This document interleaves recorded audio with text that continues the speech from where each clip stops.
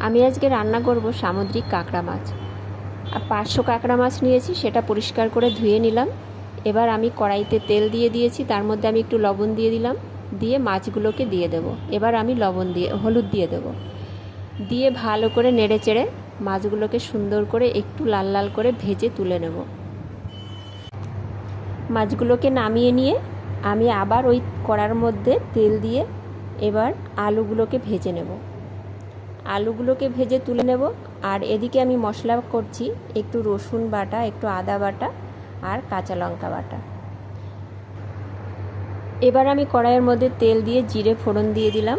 জিরেগুলোকে একটু নেড়ে চেড়ে তার মধ্যে আমি পেঁয়াজ কুচি দিয়ে দিলাম। এবার এর মধ্যে আমি রসুন বাটাটাও দিয়ে দিয়েছি। একটু ভালো করে না ভেজে নিলে রসুনের কাঁচা গন্ধ বেরোবে। এবার আমি দিয়ে দিলাম আদা বাটা আর টমেটো কুচি। সুন্দর করে একটু